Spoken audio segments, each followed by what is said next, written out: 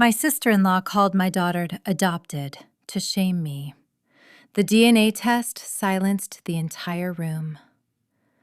My sister-in-law stood up at Thanksgiving dinner and announced to 19 relatives that my daughter obviously wasn't really family because she didn't look like her father. 3 weeks later, a DNA test silenced that entire room for good. If you like stories where cruelty gets exactly what it deserves, hit subscribe, because this one's a wild ride. My name is Alicia. I'm 33, and I married my husband Marcus 6 years ago, back when I was working as a pediatric nurse and he was finishing his residency. My mother, Ruth, was the one steady presence in my life growing up, a retired school teacher who raised me alone after my father left when I was 4. And she taught me early on that family isn't about how someone looks, it's about who shows up. Marcus's older sister, Denise, was a different story entirely. Polished, competitive, the kind of woman who measured every family gathering by whose achievements got mentioned first. My mother met her once before the wedding and told me quietly afterward, "That woman looks at you like she's calculating something." I told her Denise was just protective of her little brother. I wanted so badly to believe that was all it was. Marcus and I had our daughter, Sophia, 2 years into the marriage. She came out with a head full of dark curly hair and warm olive skin, gorgeous and healthy, 6 pounds, 4 ounces. And I remember holding her in that hospital room feeling like the luckiest woman alive. Marcus is fair-skinned with light brown hair, and I'm biracial, with a complexion and features that lean more toward my black father's side of the family than my mother's. Sophia, as she grew, favored my side more visibly than his. Dark curls, deeper skin tone, my father's exact dimple. It never once occurred to me that this would become a weapon in someone else's hands. The first few years of marriage were genuinely happy. Marcus was attentive, proud, the kind of father who showed up early to every pediatrician appointment. But Denise's comments started early and never really stopped. At Sophia's first birthday party, she looked at photos of Marcus's baby pictures next to Sophia's and said, loud enough for several guests to hear, "Funny, she really doesn't look like either of you, does she?" I laughed it off nervously. Marcus told me later she was just teasing, that I shouldn't read into it. Over the following years, the comments became a pattern disguised as jokes. "Sophia's got quite the tan for a kid who barely goes outside." "Are you sure the hospital didn't mix up babies?" Each one delivered with a smile, each one dismissible on its own, each one leaving a small bruise that never quite healed before the next one landed. I started dreading family gatherings. I started making excuses to skip Denise's dinner parties. My mother noticed the toll it was taking and told me, more than once, "You don't owe anyone access to your daughter just because they share your husband's last name."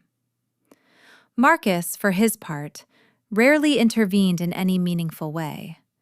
He'd tell Denise to knock it off, in a mild, brotherly tone that carried no real weight, and then move on to another conversation within minutes, leaving me to sit with the sting alone. When I pushed him to say something firmer, he'd sigh and say I was too sensitive about it, that Denise didn't mean any harm. The first major incident happened at Sophia's 4th birthday party, in front of both sides of the family.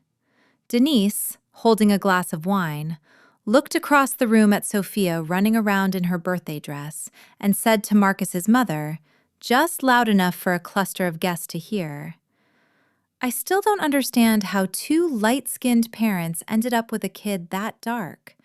Someone should really ask some questions."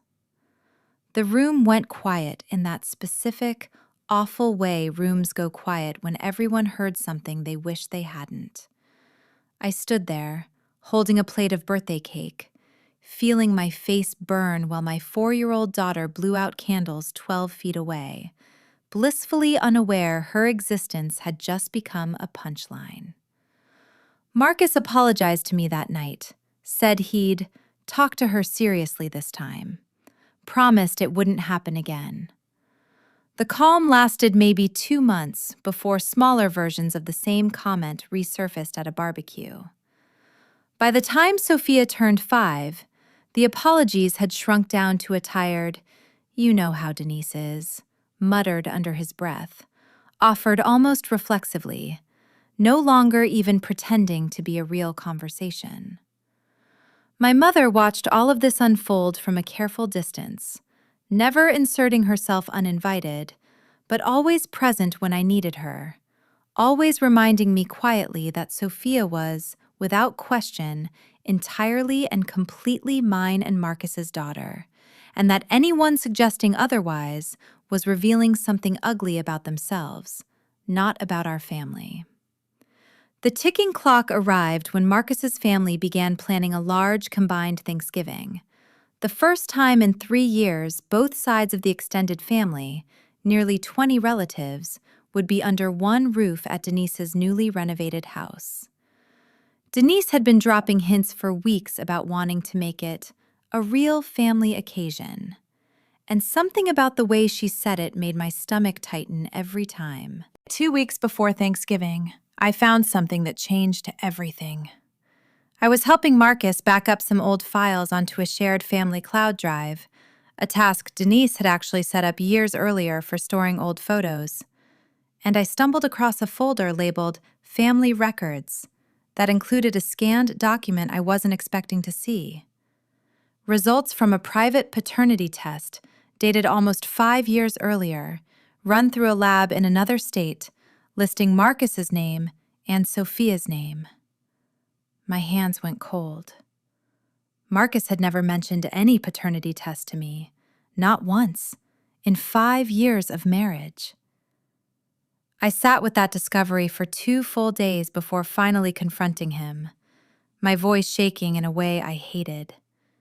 He broke down almost immediately, admitted that Denise had pressured him into it privately when Sophia was an infant, feeding him doubts about her appearance until he'd secretly collected a sample without my knowledge, just to put his own mind at ease, terrified the whole time of what it would mean for our marriage if I ever found out.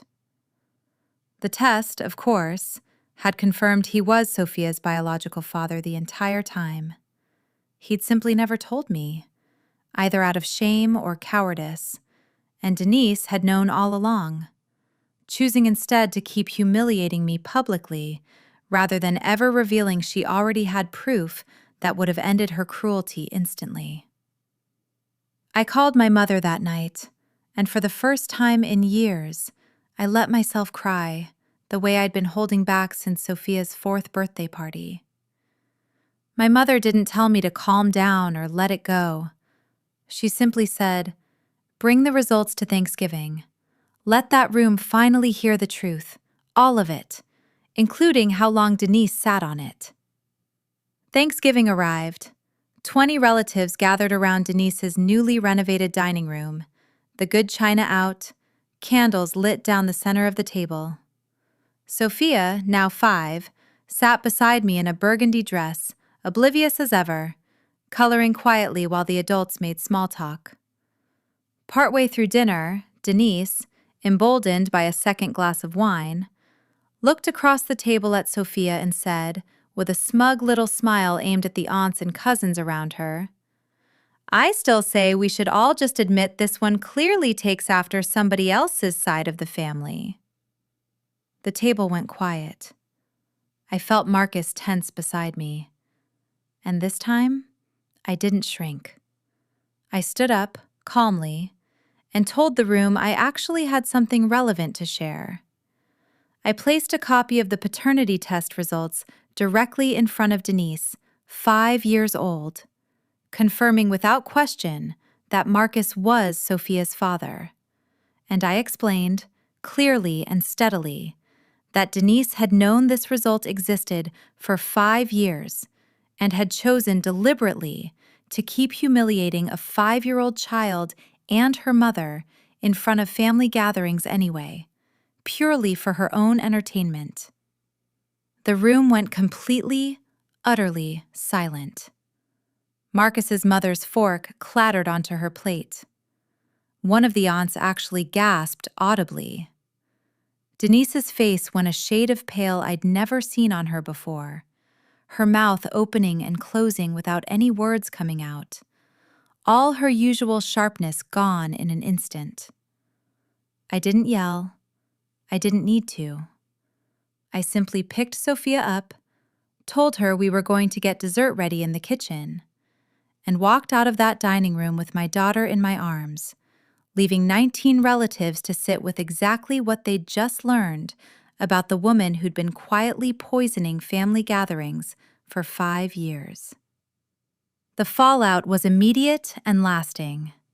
Marcus's mother, devastated by what Denise had done, stopped speaking to her for months. Several cousins openly told Denise they wouldn't be attending her gatherings going forward. Marcus, finally forced to reckon with his own years of silence, went to counseling with me, individually and as a couple, working to rebuild trust that had been quietly eroding since before Sophia was even born. Denise's carefully curated image within the family, the successful, put-together older sister everyone admired, cracked permanently. And she found herself, for the first time, genuinely isolated at the very gatherings she used to dominate. Sophia is 8 now, bright and confident, with my father's dimple and a laugh that fills every room she walks into. She doesn't remember any of it, and she never will if I have anything to say about it. My mother still reminds me every time we talk that family isn't about how someone looks, it's about who shows up and who tells the truth even when it costs them something. I finally understand exactly what she meant.